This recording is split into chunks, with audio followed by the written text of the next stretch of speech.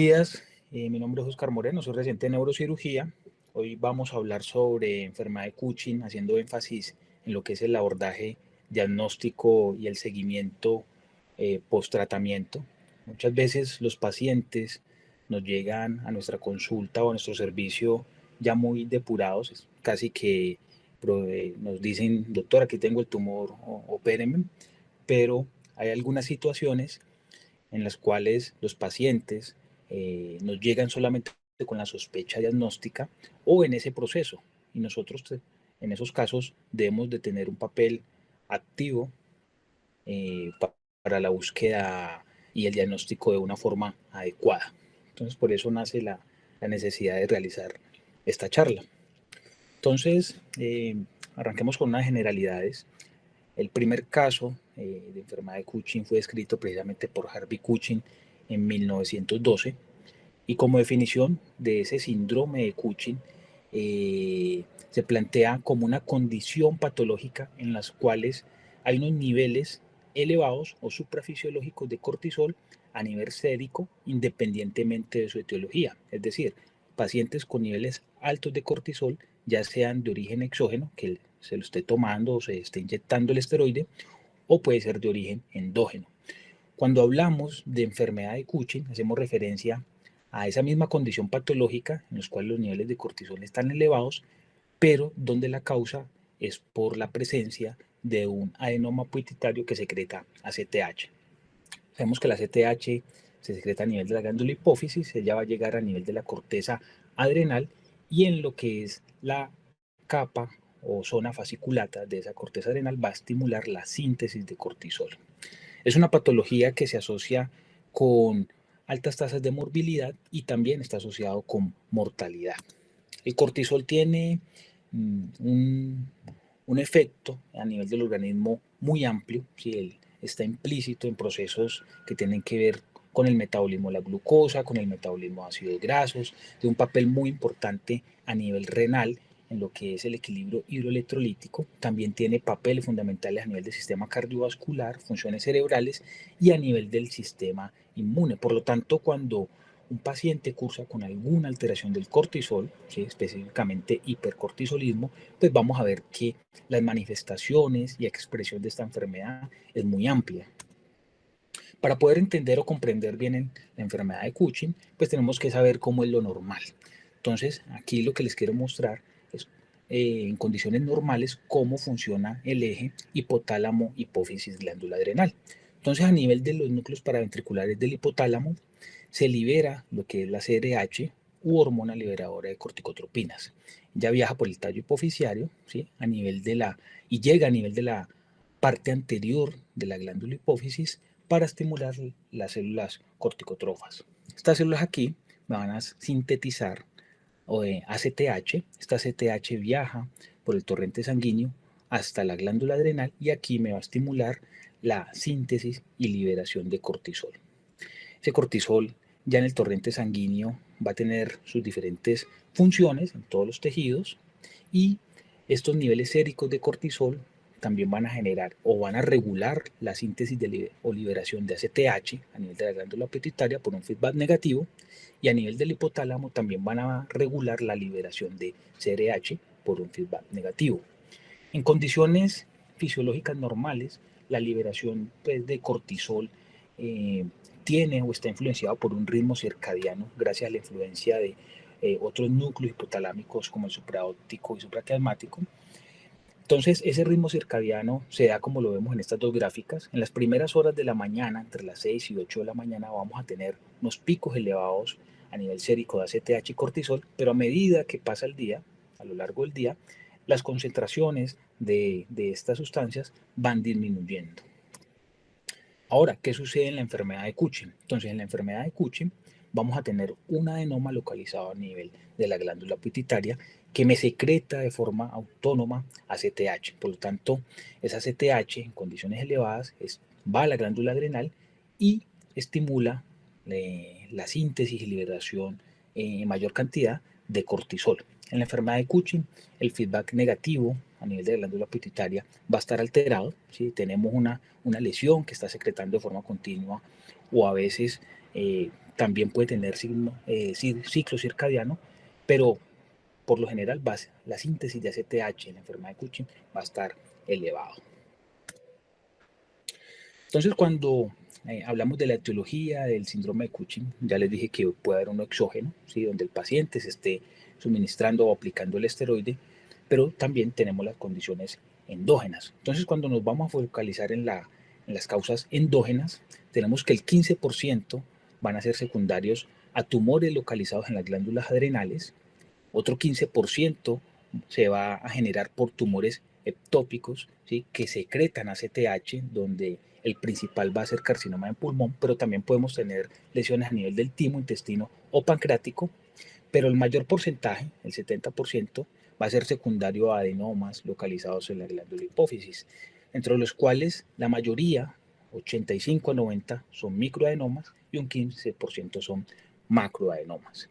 La clínica del hipercortisolismo es muy florida, por lo tanto, cuando el paciente ya tiene tantos signos y síntomas, vamos a localizar o vamos a identificar lesiones que todavía están de pequeño tamaño.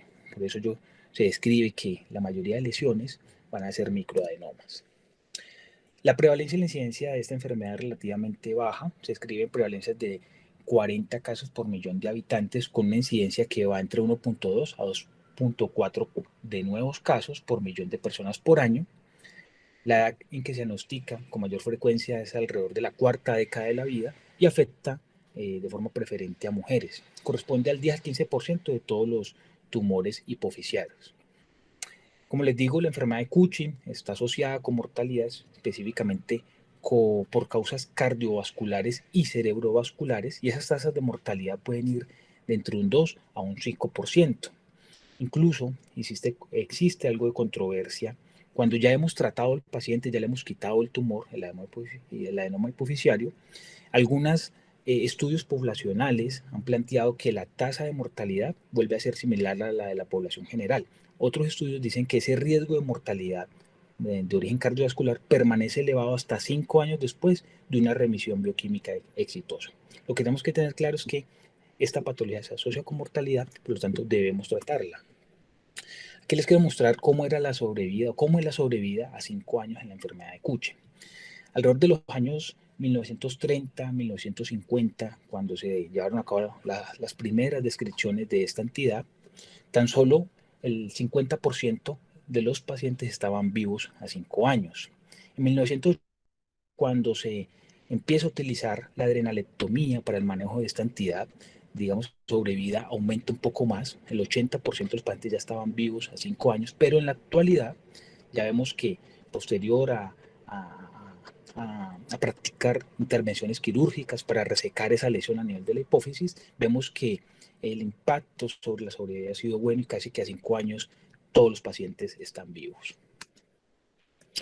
Bueno, entonces, ¿cómo vamos a llevar a cabo ese abordaje diagnóstico? Entonces, lo que les quiero mostrar aquí es cómo realizar ese proceso de una forma organizada desde la sospecha clínica, vamos a empezar, hasta el punto de poder localizar la patología o la etiología de esta condición.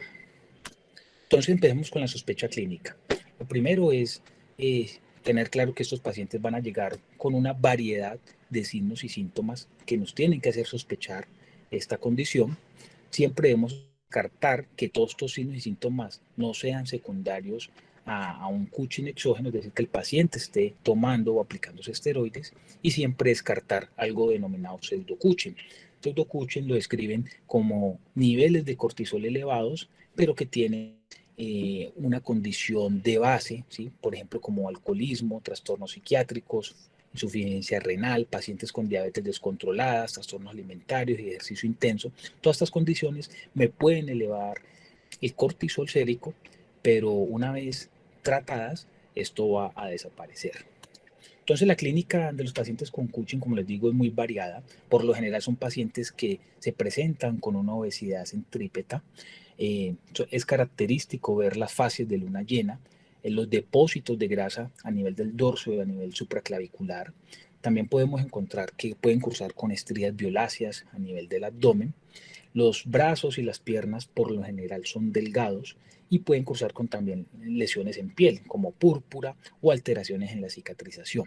A nivel musculoesquelético, esos pacientes se quejan de fatiga, debilidad proximal, osteoporosis, lo cual condiciona fracturas por insuficiencia.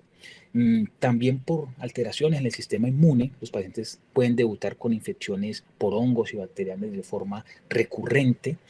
A nivel cerebral, los pacientes pueden tener alteraciones tanto psiquiátricas como déficit en la memoria y también pueden cursar con úlceras a nivel gástricas. Entonces, ya cuando nos llega ese paciente con esos cuadros tan variados, los síntomas no necesariamente tienen que estar todos presentes, pueden ser unos cuantos de ellos. Nosotros debemos hacer el screening de si ese paciente está cursando con un hipercortisolismo. Entonces, lo que uno trata de identificar en el screening es identificar, obviamente, que el cortisol esté elevado, mirar si el ritmo circadiano del cortisol está abolido y mirar si el paciente cursa con una secreción autónoma. Entonces, ¿qué recomiendan los expertos y las guías? Entonces, ese paciente que tiene la sospecha clínica de un síndrome de Cushing, debemos realizarle por lo menos 2 pruebas de screening. Y esas pruebas de screening son básicamente estas 3, ¿sí? Son las que han demostrado que tienen mayor sensibilidad y especificidad para el diagnóstico de hipercortisolismo. Entonces tenemos el cortisol salival en la noche, el cortisol libre en orina en 24 horas y tenemos la prueba de supresión de hexametasona de dosis baja. Entonces vamos a ver cada uno de ellos. Empecemos con el cortisol salival nocturno. Sabemos que el cortisol pasa a través de los acinos de las glándulas salivales y la secreción del cortisol a nivel salival también tiene un ritmo circadiano y es lo que yo les quiero mostrar aquí en estas 2 gráficas. En este estudio se cogieron pacientes obesos, no obesos y con síndrome de Cushing y le tomaron pruebas de cortisol en la saliva en la mañana y en la noche. Ellos encontraron que en la mañana, tanto en los pacientes obesos, no obesos y con síndrome de Cushing, encontraron niveles elevados de cortisol en la saliva, pero cuando analizaban los niveles de cortisol tomados en la noche, entre las 11 de la noche y medianoche, las muestras de los pacientes obesos y no obesos fueron casi negativas. El cortisol fue indetectable, que es lo que vemos aquí por debajo de esta línea. Pero en los pacientes con síndrome de Cushing persistía elevado las concentraciones de cortisol a nivel de la muestra. Entonces, es una prueba que tiene una sensibilidad muy buena, puede ir del 92 al 100%, especialmente cuando se hacen pruebas repetidas, por lo menos 2 muestras, y unas especificidades también muy elevadas. La ventaja de esta prueba es que no está condicionado por situaciones de estrés del paciente, es independiente del flujo de la saliva y es una muestra que permanece estable a temperatura ambiente. Es una prueba de fácil recolección, se le pide al paciente que ingrese una tirilla y se guarda aquí en un tubo que eso lo suministra el laboratorio. Lo que sí es que hay que tener claro que los pacientes deben tomar esa muestra 3 horas antes o 3 horas después de la cena, no debe haber consumido alcohol ni haber usado cigarrillo, el paciente no ha realizado ninguna actividad física previa y no se puede haber cepillado los dientes, ya que lesiones a nivel de la encía puede generar sangrados sutiles que me pueden alterar la prueba. La otra es la prueba del cortisol libre urinario en 24 horas. En esta prueba lo que uno le pide al paciente es que elimine la primera orina de la mañana y a partir de ahí empiece a recolectar la muestra. Y luego en esa muestra de orina se van a analizar las condiciones o la concentración del cortisol. Es una prueba que no se altera con la edad. La limitante de ella es pacientes que tengan falla renal con tasas de filtración glomerular por debajo de 30 ml por un minuto, pues vamos a tener unos falsos negativos. Tener en cuenta que también pueden haber falsos positivos en pacientes que consumen mucha agua o que toman medicamentos como carbamazepina o fenofibrato. Esto es una especificidad aceptable, por lo tanto, por eso también está dentro de las pruebas de screening. Y la otra prueba es la prueba de inhibición con 1 miligramo de hexametasona o también conocida como prueba de Nugget.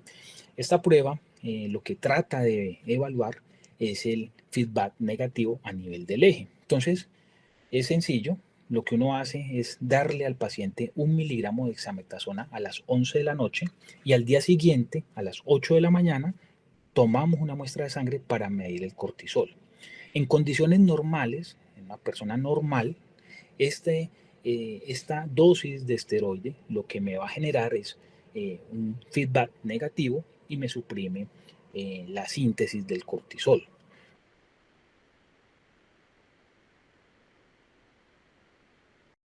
De 1.8 microgramos por decilitro. Cuando el resultado está por encima de este valor, entonces estamos ante la presencia de un síndrome de Cushing o hipercortisolismo.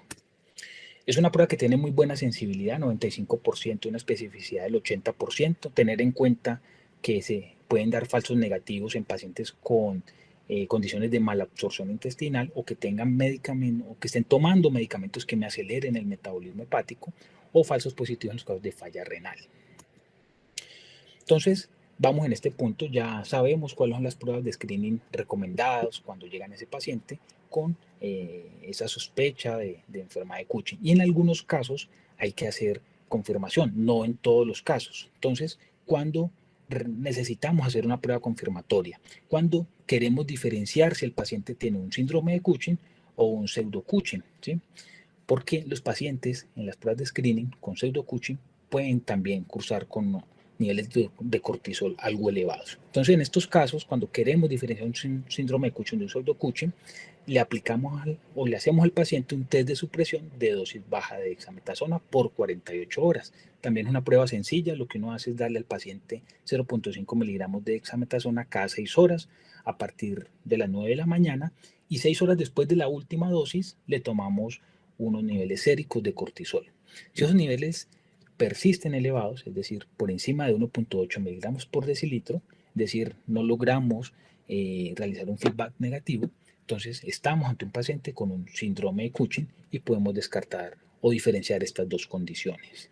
Como les digo, no en todos los casos hay que hacer esta prueba, solo en los que tenemos esta duda diagnóstica. Entonces, una vez ya hemos confirmado o sabemos que el paciente está cursando con un hipercortisolismo, tenemos que saber si esta condición depende de secreción de ACTH o no. Entonces, ahí el siguiente paso es tomar niveles séricos de ACTH. Entonces, si los niveles séricos de ACTH están elevados, es decir, por encima de 10 picogramos por ml, decimos que ese hipercortisolismo es dependiente de ACTH. Y las condiciones que me generan esto son, en la mayoría, adenomas pituitarios, en un 80-90%, y en una menor proporción, tumores ectópicos. Por el contrario, si los niveles de ACTH me salieron normales o bajos, decimos que ese hipercortisolismo es independiente de ACTH y la causa está a nivel adrenal. Entonces el paciente lo remitimos a otro lado, cirugía endocrino, para que continúe el tratamiento. Nosotros nos vamos a centrar en estos pacientes en los cuales la ACTH va a estar elevada.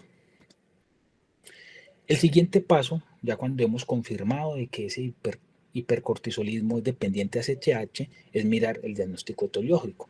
Entonces, como les digo, el diagnóstico etiológico de ese síndrome de Cushing endógeno es que la patología puede estar a nivel de la hipófisis o puede estar a nivel de un tumor ectópico. Y en ese caso, vamos a realizar estas pruebas, alguna de ellas o en algunos casos todas, para tratar de identificar dónde está la lesión. Entonces, podemos hacer un test de supresión con altas dosis de dexametasona, podemos hacer un test de estimulación con CRH o desmopresina, le podemos hacer una resonancia al paciente y por última instancia llevar al paciente un cateterismo de senos petrosos inferiores. Entonces vamos a ver cada una de ellas. Entonces el test de supresión de altas dosis de dexametasona se basa en el supuesto, ¿sí?, de que los tumores pituitarios o los adenos pituitarios provienen de células de la hipófisis como tal. Por lo tanto, estos tumores van a tener receptores que responden a la dexametasona. Los tumores que son ectópicos, es decir, que se generan en el pulmón, en otros tejidos, no van a tener estos receptores. Entonces, esta prueba de test de supresión de alta dosis de dexametasona es sencilla también. Lo que hacemos es darle 8 miligramos de dexametasona a las 11 de la noche y al día siguiente a las 8 de la mañana tomamos de nuevo muestra sanguínea y miramos cómo está el cortisol.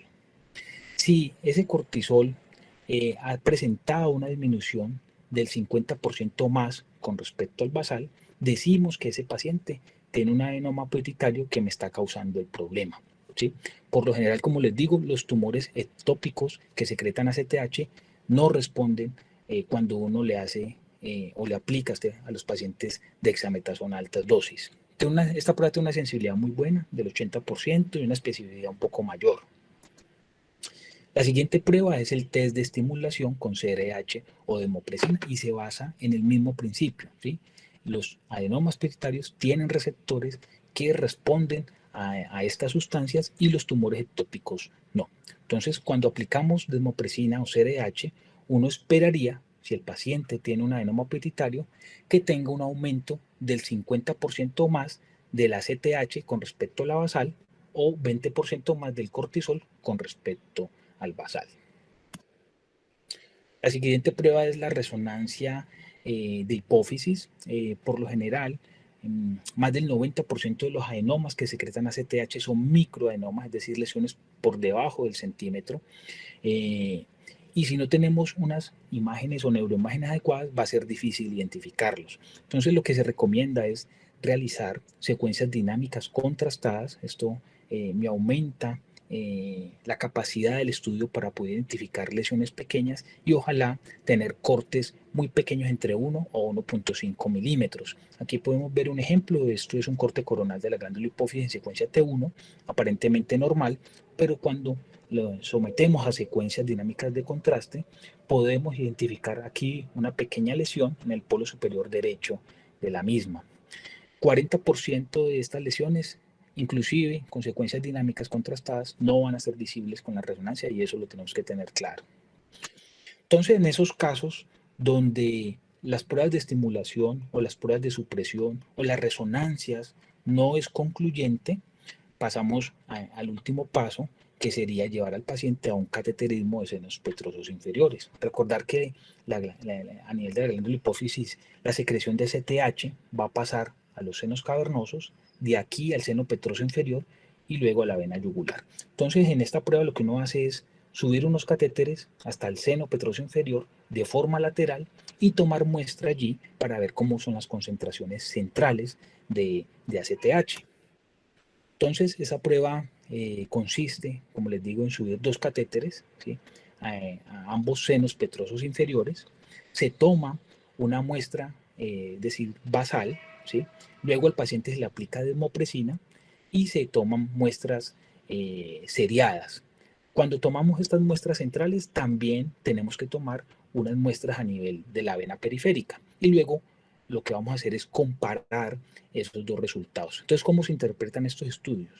Lo que uno trata de determinar es la relación de ACTH a nivel de los senos petrosos versus la periferia. Si esta tasa da mayor de 2, decimos que el paciente tiene un origen de secreción de ACTH a nivel de la glándula hipófisis, es decir, tiene un adenoma hipofisiario. Este estudio también me permite incluso identificar la lateralidad de la lesión a nivel de la hipófisis. Y uno puede comparar cómo es esa relación de la CTH a nivel del seno izquierdo con respecto al seno derecho. Si esa relación es mayor de 1.4, este estudio me sugiere si la lesión puede estar a un lado o al otro. Tiene una sensibilidad muy elevada, al igual que una sensibilidad casi del 100% en algunos registros, y una precisión diagnóstica muy buena que también puede llegar casi al 100%. Como todo estudio, puede tener falsos negativos, específicamente cuando el adenoma como tal no me secreta esa CTH al seno cavernoso, sino que lo hace a otra estructura venosa, por ejemplo el seno esfenoidal. También hay falsos negativos asociados con la técnica del cateterismo, cuando no se logra colocar de forma adecuada el catéter a nivel del seno petroso inferior, cuando se da un manejo inadecuado de la muestra o cuando estamos ante un caso, que son un poco más raros, de pacientes con tumores que secretan de forma cíclica el ACTH. Entonces, si está, digamos, en el valle, es decir, niveles bajos, pues no lo vamos a poder detectar. En estos pacientes, la recomendación como tal es pedirles muestras de cortisol salival en la noche de forma seriada para mirar cómo es el comportamiento o la tendencia de la secreción de la hormona. También van a haber falsos positivos y complicaciones específicamente relacionadas con el procedimiento del cateterismo. Entonces, aquí les quiero mostrar, en resumen, cómo es como ese abordaje de proceso diagnóstico cuando nos enfrentamos a un paciente con enfermedad de Kucha. Entonces, el paciente nos llega con las características clínicas. Lo que pasamos ahí es hacer las pruebas de screening, que son cortisol en saliva nocturno, o pedirle cortisol libre en orina de 24 horas o realizar la prueba con dosis baja de dexametasona. La recomendación es hacer 2 de ellos o 2 pruebas repetidas. Si están anormales, es decir, si identificamos ese hipercortisolismo, estamos ante un síndrome de Cushing. El siguiente paso es mirar cómo está la CTH. Entonces, si la CTH está suprimida, decimos que es un hipercortisolismo independiente a CTH, el problema está a nivel de las adrenales, ese paciente va para otro lado. Si la CTH está normal o alta, decimos que es un hipercortisolismo dependiente a CTH, entonces ahí ya sabemos que el problema está en la pituitaria o tiene un origen ectópico, algún tumor. Entonces vamos a confirmar dónde está y eso lo hacemos con la prueba de dosis altas de dexametasona, que es el test de supresión, o el test de estimulación con CRH o desmopresina y la resonancia magnética. Esos tres van a ser nuestras ayudas. Cuando estos tres me dan resultados positivos, ¿sí? Decimos que el origen está en el nivel de la pituitaria, es decir, estamos ante una enfermedad de Cushing. O también me puede decir que estamos ante un origen ectópico, ¿cierto? Con estos tres estudios. Cuando estos tres estudios no son concluyentes, pasamos a hacer el cateterismo de los senos petrosos inferiores. Entonces aquí está como resumido cómo es el paso a paso en ese abordaje diagnóstico del paciente con un síndrome de Cushing. Algo muy rápido del tratamiento. Sabemos que el tratamiento de la enfermedad de Cushing, la primera línea, es la cirugía, específicamente la adenectomía selectiva. Sabemos que con la resección del tumor como tal, vamos a eliminar ese exceso de cortisol y vamos a preservar la función de la hipófisis como tal. Tiene tasas de morbilidad que van entre el 2 al 10%, más bajas cuando estamos, obviamente, con todos los instrumentos y cirujanos experimentados, y las tasas de mortalidad van a ser también bajas. Como todo procedimiento quirúrgico va a tener o puede tener complicaciones, esas tasas de remisión con cirugía son buenas, entre un 65 y 85%, y se han descrito tasas de recurrencia que pueden ir del 15 al 35%.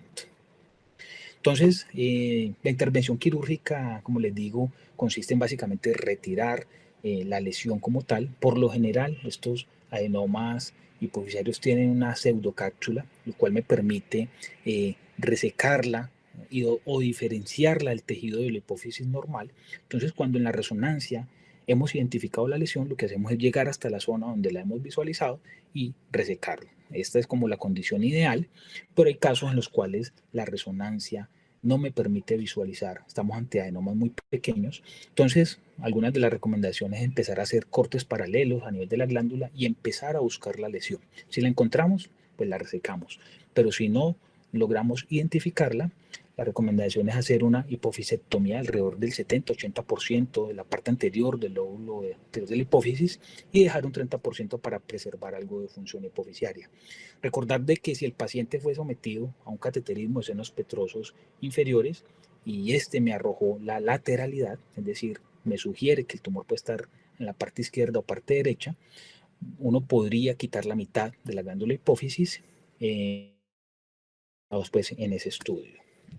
Entonces, ¿qué factores van a afectar los resultados quirúrgicos como tal? Entonces, se han descrito que los hallazgos prequirúrgicos en las resonancias, es decir, si nosotros logramos identificar un adenoma en la resonancia, vamos a tener mayores probabilidades de encontrar el adenoma en la cirugía. Esto inclusive 18 veces más. Y vamos a tener mayor probabilidad de remisión bioquímica posterior a la resección. Eso es uno de los parámetros. O sea que si nosotros logramos ver el adenoma en la resonancia, vamos a tener mejores resultados. Lo otro es la presencia de invasión dural, específicamente de la pared del seno cavernoso. Si la lesión o el adenoma me va a infiltrar de forma parcial el espesor de esa pared del seno cavernoso, nosotros podemos quitar en la totalidad esa parte de la pared y podemos tener una remisión bioquímica adecuada. Pero si el adenoma me invade toda la pared, me invade el seno cavernoso, por lo general una cirugía curativa en estos pacientes es poco probable. Ellos van a cursar con remisiones de forma muy pronta. Y lo tercero es el tamaño, ¿sí? Lesiones muy pequeñas, por debajo de 3 milímetros, que no van a ser visibles, me van a condicionar al llevar un procedimiento como una hipofisectomía total o parcial, de acuerdo pues a los hallazgos que tengamos de los estudios, por ejemplo, el cateterismo del seno petroso inferior. Aquí para mostrarles de que cuando decidimos llevar al paciente, cuando no visualizamos la lesión, es decir, que está muy pequeña, y optamos entre una hipofisectomía total o una parcial, vemos que las tasas de remisión son muy similares, por lo tanto, idealmente llevar a ese paciente a una hipofisectomía parcial, ya que con este procedimiento vamos a tener preservación de la función pituitaria. Bueno, entonces, después de la intervención quirúrgica, ¿cómo hacer el seguimiento del paciente? Entonces, en las primeras 48 horas debemos saber cómo están los niveles de cortisol. Por lo tanto, debemos solicitar el cortisol sérico a las 8 de la mañana. Y es cuando hablamos de cuáles son las medidas bioquímicas de remisión después de una intervención quirúrgica. Entonces, en esto hay controversia con respecto a qué parámetros de laboratorio me sugieren que un paciente va a tener una remisión prolongada después de la intervención que yo le he planteado. Lo que se sabe hasta el momento es que definitivamente el cortisol sérico tomado a las 8 de la mañana, y si ese valor de ese cortisol está por debajo de 1 miligramo por decilitro, tomado al día 3, 4 o quinto del postoperatorio sin que el paciente esté tomando esteroides, es el mejor predictor de remisión bioquímica duradera. Tiene un valor predictivo positivo muy alto del 96%. Algunos autores recomiendan también medir los niveles de cortisol en orina de 24 horas y cuando este está por debajo de 20 miligramos en 24 horas, también se asocia con unos buenas medidas de remisión bioquímica. Otros recomiendan tomar ACTH sérica, ¿sí? Idealmente que esta esté por debajo de 5 picogramos por ml, y algunos recomiendan tomar cortisol salival en la primera semana, el cual debe estar totalmente negativo. Entonces, lo que se recomienda hasta el momento es medir el cortisol sérico matutino, ¿sí? Y idealmente que esté por debajo de estas concentraciones para nosotros asegurar una remisión bioquímica duradera. ¿Qué pasa cuando tomamos esos niveles de cortisol y aún están elevados? Entonces, la primera sospecha es que nos quedó tumor después de la intervención quirúrgica y eso se puede presentar en 4 condiciones. Uno, que entramos a la hipófisis, resecamos una lesión, ¿sí? Un adenoma incidental y dejamos el que nos estaba causando la enfermedad de Cushing ahí. Eso en la enfermedad de Cushing es raro, pero se ha descrito en estudios de autopsia hasta un 15 o 20%. La otra es que hemos resecado una región de la hipófisis que creíamos que era normal, pero no, es tejido normal en la histología. Lo otro es que hemos llevado a cabo una resección incompleta de un adenoma que está totalmente dentro de la hipófisis o que hemos quitado de forma incompleta un adenoma invasor. Entonces, ¿qué hacer en esos casos? Entonces, si estamos en el postoperatorio y los niveles de cortisol todavía están elevados, la recomendación es repetir la resonancia, ¿sí? Si en la resonancia vemos que ahí nos quedó lesión, que allí está el tumor, es decir, se presentan estas 3 condiciones, pues ese paciente se beneficia de llevarlo de nuevo, de forma rápida o prioritaria, a resecar la lesión que está allí.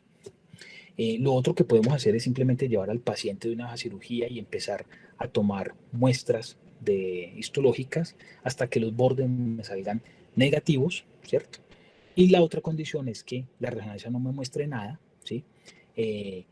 Si ese paciente, nosotros le hicimos una resección parcial o total, el cirujano es un cirujano experto, otra cirugía como tal no me va a brindar ningún beneficio. Pero si el paciente no se le llevó a cabo una resección parcial o total, pues lo ideal es reexplorarlo. Algo que tenemos que tener claro es que algunos pacientes, después de que hemos retirado el tumor, ¿sí?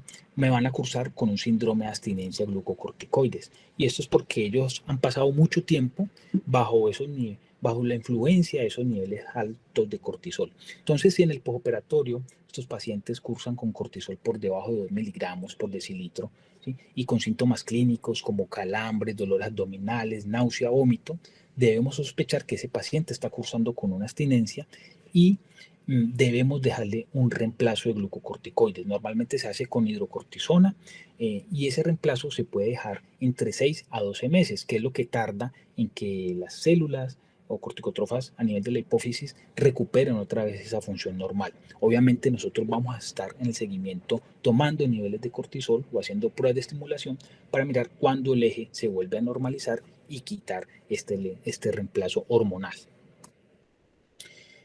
¿Qué hacemos cuando el paciente tiene una recurrencia posterior a una remisión? Es decir, nosotros operamos al paciente, el paciente salió con una remisión bioquímica adecuada, pero a los meses, a los años, el paciente llega con una recurrencia. Entonces, lo primero que tenemos que hacer es tomar una nueva resonancia. Si en esa nueva resonancia evidenciamos un adenoma, ¿sí? Y ese adenoma es operable, lo llevamos a cirugía nuevamente. Siempre cirugía va a ser nuestra opción cuando sea posible. Si no es resecable, vamos a dar terapia adyuvante, ¿sí? Si no hay presencia de adenoma en la imagen, podemos tomar dos medidas. Uno, o de una vez someter al paciente a terapia adyuvante o llevarlo a una cirugía exploratoria donde habíamos resecado el adenoma previo. La terapia adyuvante básicamente se resume en tres cosas. Uno es la terapia médica, que es como la segunda línea de manejo. Eso se puede dar con bloqueadores de la esteroidogénesis, con agentes corticotrófos directos o con antagonistas de receptores de glucocorticoides. Las tasas de respuesta o remisión bioquímica con esto puede ir desde un 30 hasta un 50%. Lo otro es la radioterapia. Hay diferentes modalidades que se han utilizado para enfermedad de Cushing. Se ha utilizado proton, se ha utilizado radiocirugía, radioterapia conformacional fraccionada o lineal.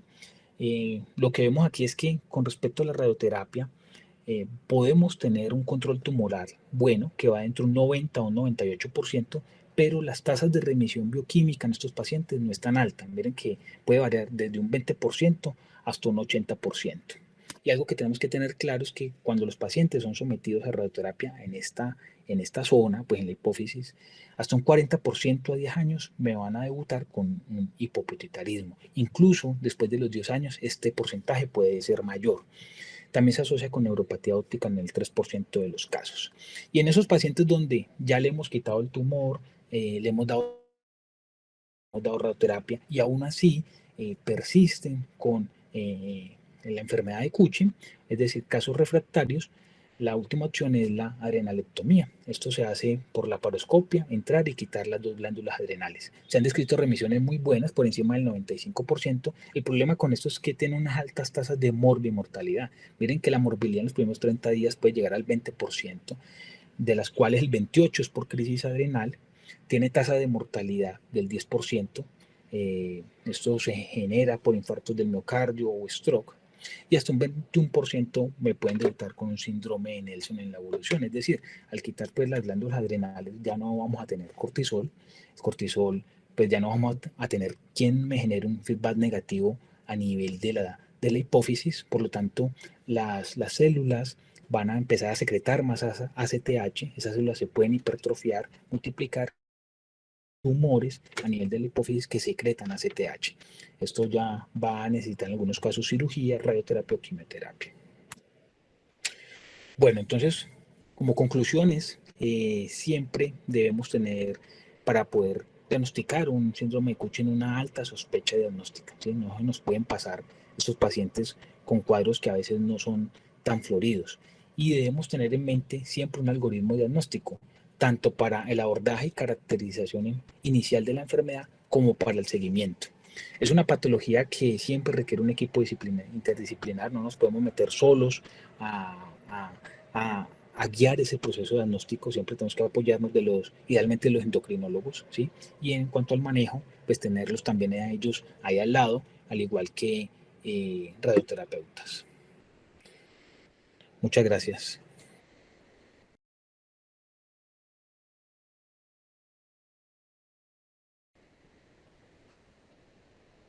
Muchas gracias. Es difícil este tema, ¿no? Eh, Cuando yo estaba muy activo como neurocirujano, en Medellín era de los que más operaba hipófisis y no alcancé a operar más de 4 Cushing en mi vida, siendo uno de los cirujanos que más operaba hipófisis. Según tus estadísticas, ¿cuántas síndromes de Cushing terminan en en resección del tumor, pues son enfermedades de Cushing. Profe, las estadísticas dicen que alrededor de un 10% de todos los tumores hipoficiarios son un síndrome de Cushing. No es tan alto, Eh, pues. son enfermedades de Cushing, o sea, se originan en la hipófisis. Sí, señor, de todos los tumores hipoficiarios. Si Daniel está conectado, me gustaría saber cómo le ha ido a él con la enfermedad de Cushing y cuántos pacientes opera al año. Daniel. Yo, profesor. Hola, Daniel. Pues en realidad yo creo que tenemos en Medellín una buena práctica, y es que gracias al doctor Ciro, en realidad, más que todo a él y pues en parte pues a que las EPS lo han permitido, eh, tenemos centros de excelencia. O sea, ¿para qué? El doctor Ciro en estos momentos es un centro de excelencia por sí mismo y hay que reconocerlo, pues. Eh, Sin embargo, afuera, por ejemplo, en el Instituto Neurológico, hacemos más o menos un Cushing cada 2 o 3 meses. Eso es lo que tenemos acá en el Instituto Neurológico. Y pues en realidad, cuando los pacientes tienen pues, las características de buen pronóstico, es decir, son tumores pequeños, no invasores, que son bien estudiados, es decir, que las flechas apuntan bien endocrinológicamente a que es un Cushing, porque uno se equivoca.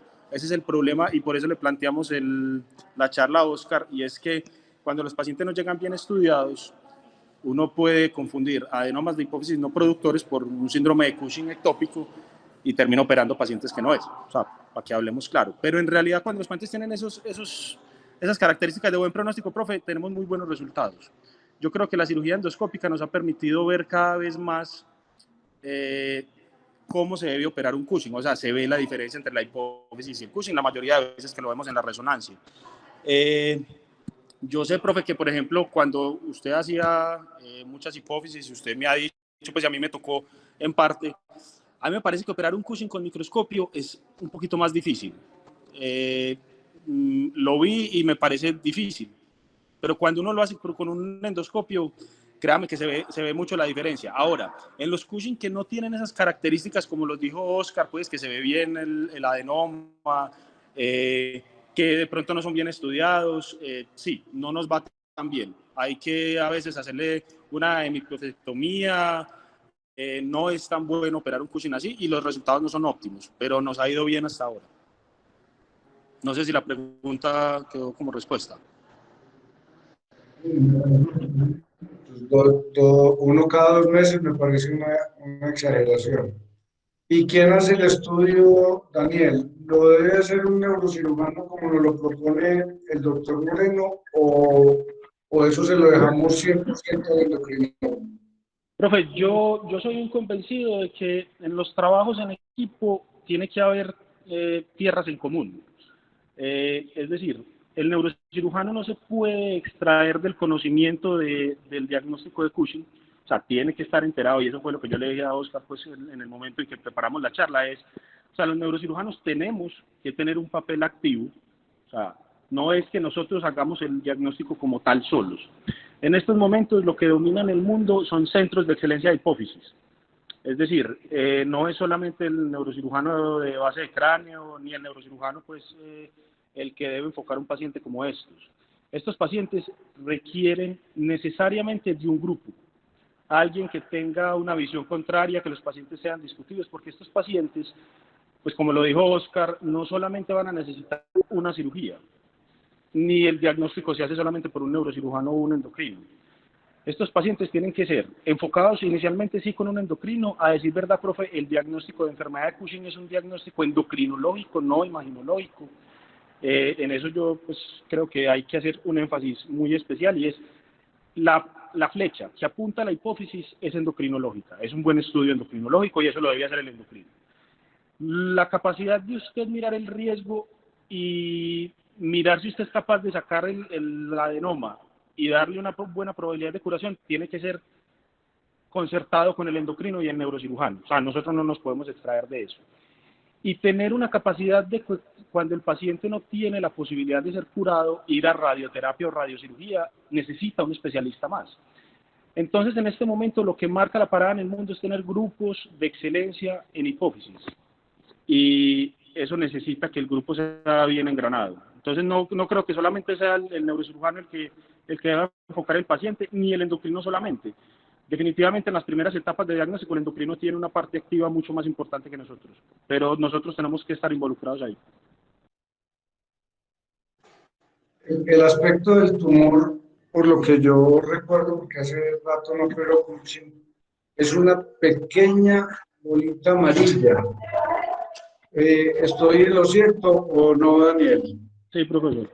Sí, generalmente pues tienen una diferenciación tanto en el color, generalmente, como en la consistencia. En la textura es un poquito duro. No, a decir verdad, la mayoría de veces son un poquito más blanditos que la hipófisis normal. Bueno, cuando no lo encontrás, ¿qué haces? Pues, profe, yo creo que, y yo se lo digo a los residentes, uno normalmente no tiene la posibilidad de los cirujanos generales de hacer craniotomías exploratorias. Uno tiene que ir a un lugar pues, que usted sabe que está el tumor y o sea, tiene que tener una hipótesis muy clara de dónde y cómo lo va a operar. Pues en realidad, si usted no lo encuentra, yo lo que hago es salirme. ¿Y qué tal quitar la mitad de la hipófisis del lado que tiene más ACTH? Profe, si usted le hizo el estudio previamente de senos y ya sabe que está lateralizado, pues es porque usted, pues generalmente uno le manda el estudio de senos, o al menos eso es lo que hago yo cuando yo no tengo claramente el tumor en la resonancia. Es decir, no tengo la bolita, pues para que hablemos claro.